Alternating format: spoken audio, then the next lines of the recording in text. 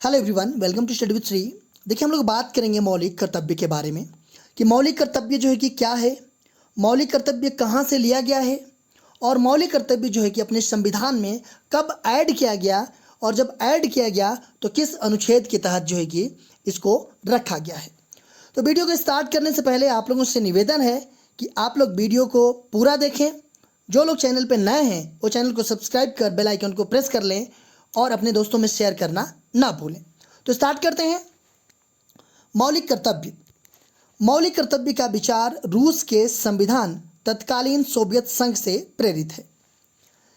इन्हें 42वें संविधान संशोधन अधिनियम 1976 द्वारा स्वर्ण सिंह समिति की सिफारिश पर संविधान के भाग 4 के ए में शामिल किया गया था। देखिए, जो मौलिक कर्तव्य है इसका विचार कहाँ से लिया गया है, तो इसका विचार जो है कि रूस के संविधान से लिया गया है। क्वेश्चन अगर बनता है कि मौलिक कर्तव्य कहाँ से लिया गया है, तो वह लिया गया है रूस के संविधान से, तत्कालीन सोवियत संघ। इसको जो है कि 42वें संविधान संशोधन अधिनियम 1976 के द्वारा स्वर्ण सिंह समिति की सिफारिशों पर संविधान के भाग 4 के ए में शामिल किया गया था। संविधान में कब शामिल किया गया था, तो 1976 में शामिल किया गया था। और संविधान में वो कौन सा संशोधन हुआ था, तो वो 42वें संविधान संशोधन हुआ था और स्वर्ण सिंह समिति की सिफारिश पे जो कि इसको ऐड किया गया और भाग 4 के ए में इसको शामिल किया गया है। मूल रूप से मौलिक कर्तव्यों की संख्या 10 थी। बाद में 6वें संविधान संशोधन अधिनियम 2002 के माध्यम से एक और कर्तव्य जोड़ा गया था।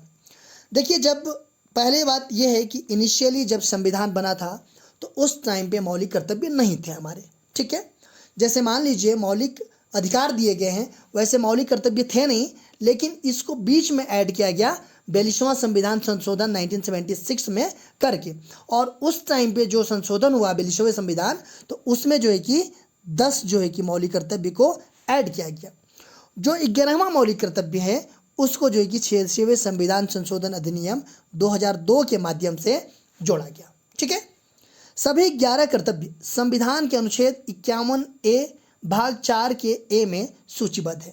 जो हमारा मौलिक कर्तव्य है संविधान में कहाँ पे है, तो संविधान में अनुच्छेद 51 के ए में है और भाग 4 के ए में सूचीबद्ध है।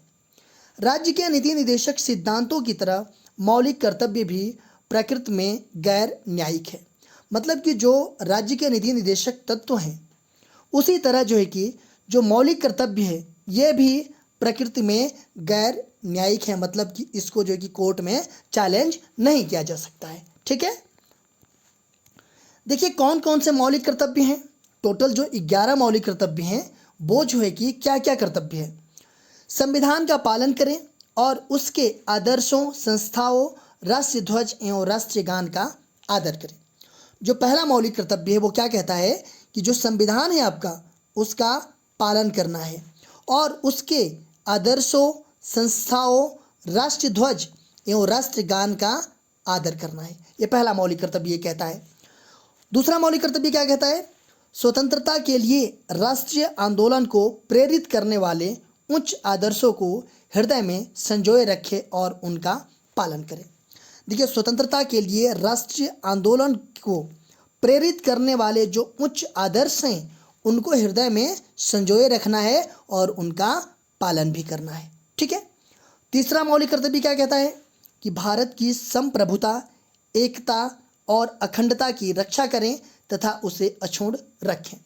भारत की जो संप्रभुता है, एकता है, अखंडता है, इनकी क्या करना है, रक्षा करना है और इसे अक्षुण्ण रखना है, ठीक है। इसकी रक्षा करें और आह्वान किए जाने पर राष्ट्र की सेवा करें।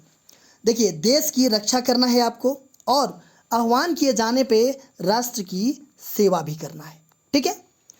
नेक्स्ट ये कह रहा है कि भारत के सभी लोगों में समरसता और समान भातृत्व की भावना का निर्माण करे, जो धर्म, भाषा व प्रदेश या वर्ग आधारित सभी प्रकार के भेदभाव से परे हों। ऐसे प्रथाओं का त्याग करें जो स्त्रियों के सम्मान के विरुद्ध है। देखिए, भारत के सभी लोगों में समरसता और समान भातृत्व की भावना का निर्माण करना है, जो कि धर्म, भाषा व प्रदेश व वर्ग आधारित सभी प्रकार के भेदभाव से क्या हो, परे हो।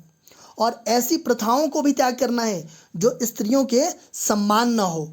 जिस प्रथा में स्त्रियों के सम्मान न हो उसको भी क्या करना है, त्याग करना है। नेक्स्ट क्या कह रहा है कि हमारी सामाजिक संस्कृति की गौरवशाली परंपरा का महत्व समझें और उसका परीक्षण करें। हमारी सामाजिक संस्कृति की गौरवशाली परंपरा का महत्व समझें और उनका परीक्षण करें।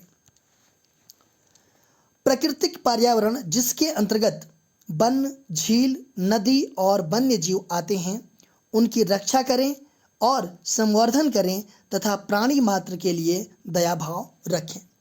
नेक्स्ट जो मौलिक कर्तव्य है क्या कह रहा है कि प्राकृतिक पर्यावरण जिसके अंतर्गत वन आता है, झील आता है, नदी और वन्य जीव आते हैं, इनकी क्या करना है, रक्षा करना है और संवर्धन करना है तथा प्राणी मात्र के लिए दया भाव रखना है।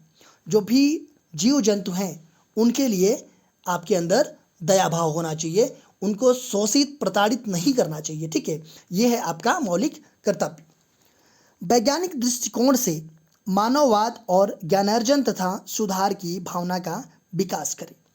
वैज्ञानिक दृष्टिकोण से मानववाद और ज्ञानार्जन तथा सुधार की भावना का विकास करना है। नेक्स्ट ये कह रहा है कि सार्वजनिक संपत्ति को सुरक्षित रखें और हिंसा से दूर रहें। बोल रहा है कि सार्वजनिक संपत्ति को नुकसान नहीं पहुंचाना है, इसको जो है कि सुरक्षित रखना है और जो हिंसा है इससे क्या करना है, दूर रखना है। ठीक है, हिंसा से दूर रहना है, ये भी आपका मौलिक कर्तव्य है। व्यक्तिगत और सामूहिक गतिविधियों के सभी क्षेत्रों में उत्कर्ष की ओर बढ़ने का सतत प्रयास करें, जिससे राष्ट्र प्रगति की ओर और निरंतर बढ़ते हुए उपलब्धि की नई ऊंचाइयों को प्राप्त किया जा सके। देखिए, जो नेक्स्ट आपका मौलिक कर्तव्य है वो है व्यक्तिगत और सामूहिक गतिविधियों के सभी क्षेत्रों में उत्कर्ष की ओर बढ़ने का सतत प्रयास करें, जिससे राष्ट्र प्रगति की ओर निरंतर बढ़ते हुए उपलब्धि की नई ऊंचाइयों को प्राप्त की जा सके। लास्ट जो है 11वां आपका जो मौलिक कर्तव्य है ये जो है कि बाद में जोड़ा गया था 86वें संविधान संशोधन अधिनियम 2002 के तहत। 6 से 14 वर्ष की आयु के बीच के अपने बच्चे को शिक्षा के अवसर प्रदान करें। देखिए, हर माता पिता का ये कर्तव्य है कि जो 6 साल से 14 वर्ष की आयु के बच्चे हैं उनको जो है कि शिक्षा के अवसर प्रदान कराएं वो। ठीक है, ये है आपका 11वां मूल कर्तव्य। तो वीडियो अच्छी लगी तो आप लोग इसको शेयर कीजिएगा अपने दोस्तों में